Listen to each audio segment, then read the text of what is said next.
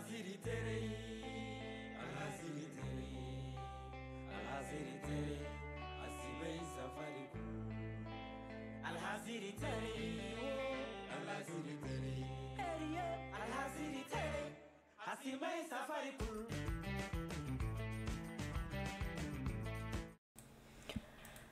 Hey, on se retrouve pour la dernière feuille de route de la semaine avec une erreur pour commencer, c'est vraiment parfait, là on est vraiment en roue libre jusqu'au bout.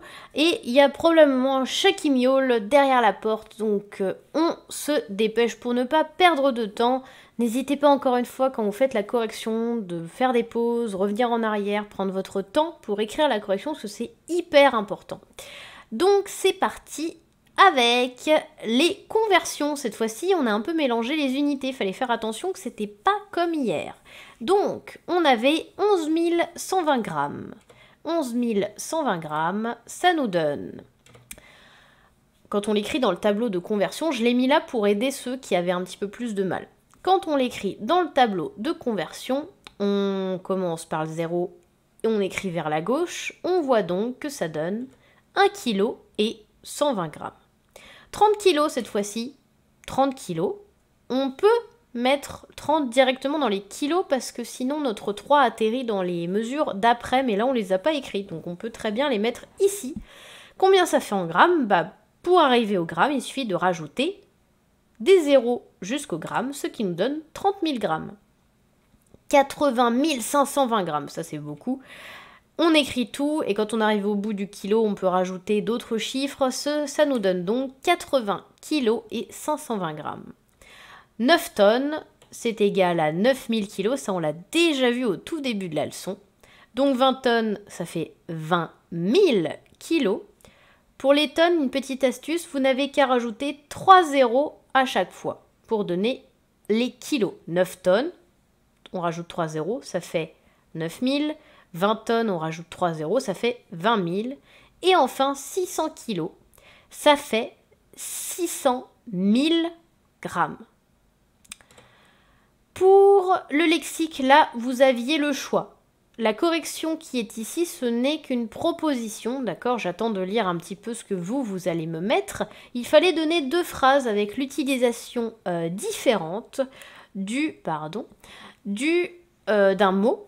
Il fallait que vous écriviez 2 phrases avec le mot, mais qui veuillent dire des choses différentes. Donc, on a un exemple avec une ligne.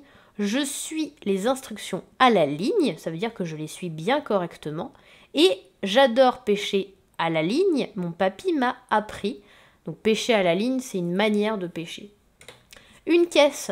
Il en fait des caisses. Ce n'est rien. En faire des caisses, c'est en faire faire tout un pataquès, comme on dit, une autre expression qui a ce mot-là, pour rien du tout, en fait, en faire des tonnes.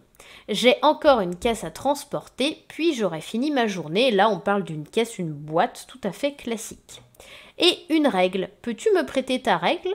La règle, l'outil de graduation, d'accord? Et ce sont les règles du jeu, tu dois les accepter. Ce sont les règles d'un jeu, tout simplement. Pour questionner le vivant, cette fois-ci, on parlait des muscles et je vous avais donné l'exemple de notre ami Johnny Bravo. Johnny Bravo, il est beau, il est fort, il a des gros muscles. Donc, Johnny Bravo, vous pouvez me dire exactement ce qui fait, qu'est-ce qui fait que ici son muscle se contracte. Donc, c'est bien un muscle, vous l'aurez compris, ce n'est pas un os, c'est pas l'os qui grossit, c'est un muscle et ici, c'est donc le biceps, d'ailleurs, le muscle du bras, ici, pour montrer que vous avez des gros biscottos. Qu'est-ce qui se passerait si Johnny Bravo n'avait pas de muscles? Si on n'a pas de muscles dans le corps, qu'est-ce qui se passe? Eh bien, tout simplement, on ne pourrait même pas lever le bras parce que, comme dans la leçon, c'est indiqué dans la leçon, le muscle permet de tirer en fait sur les articulations et les os en fait pour les faire bouger. C'est grâce aux muscles que nous avons dans le corps. Parce que les os tout seuls ne feront rien, ils ne peuvent pas bouger par eux-mêmes. Pour l'orthographe, on revient sur notre petit exercice où il faut remplacer par avait, vous vous rappelez de ma super technique secrète de la mort qui tue, pour savoir si on écrit avec A, avec ou sans accent. On réessaye, c'est pour voir si vous avez bien compris. Et vous allez voir, cette technique, quand vous arrivez à vous en servir, elle est hyper efficace. Même en tant qu'adulte, de temps en temps, quand on a un petit doute, ça nous arrive même de l'utiliser pour ne pas se tromper. Maman avait besoin de pâtes pour faire sa tarte aux fraises. Avait besoin, ça se dit. Elle pouvait avoir besoin dans le passé.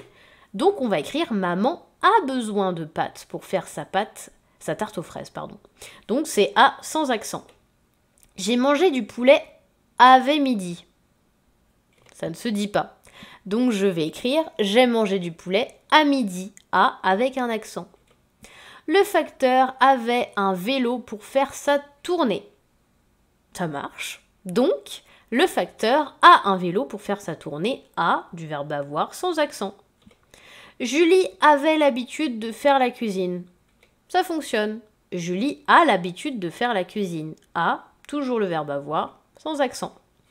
La machine avait lavé est tombée en panne. Non, ça ne se dit pas. Donc, la machine à laver, avec un accent, est tombée en panne.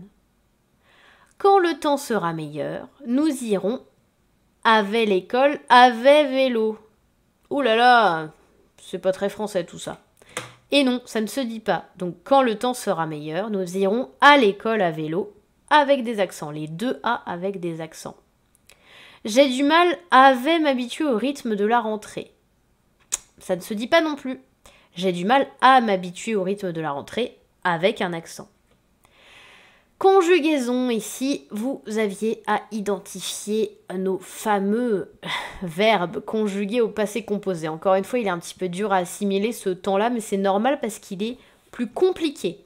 Les autres temps que nous avons vus dans l'année, le présent, le futur, même l'imparfait, une fois que vous aviez compris quand est-ce qu'il faut l'utiliser et les terminaisons, c'est facile à utiliser. Là, par contre, il faut faire attention parce qu'il est plus compliqué, il a l'air plus compliqué, en tout cas au premier abord, à utiliser et surtout à écrire correctement. Une fois que vous avez compris le système de l'auxiliaire avoir et être, plus le participe passé, c'est tout bon. Donc, elle a porté des seaux d'eau jusqu'à la maison. A est l'auxiliaire et porté est le participe passé. Les cygnes ont volé jusqu'à cet arbre tordu. On, c'est l'auxiliaire avoir, et voler, c'est le participe passé, donc les cygnes ont volé jusqu'à cet arbre tordu, c'est du verbe voler, pas du verbe avoir, attention. En fait, le verbe avoir ou le verbe être, les auxiliaires, ils nous servent juste à composer notre conjugaison pour que ça sonne comme ressemblant à du passé composé. J'ai pris mes médicaments, auxiliaire avoir toujours, et pris, P-R-I-S, attention, des médicaments, du verbe prendre, le participe passé. Et vous avez déjeuné, avez, toujours auxiliaire avoir, et déjeuner, et puisque c'est le participe passé, vous m'écrivez pas avec un ER, attention. Et c'est fini pour ce week-end, vous êtes tranquille avec mon ami Flaubert qui est juste là. Et donc j'espère que ces petites vidéos vous auront plu. Ça a été encore je suis encore un peu désolée pour des cafouillages à certains moments. Ça a été vraiment compliqué de se remettre en selle avec tous les changements qu'il y a eu ces derniers temps, d'organiser la reprise en présentiel, bref, de se remettre un petit peu sur les rails. C'est pour ça que ne vous prenez pas la tête vous-même, puisqu'on fait tous du mieux qu'on peut. Et je vous souhaite à toutes et à tous un excellent week-end.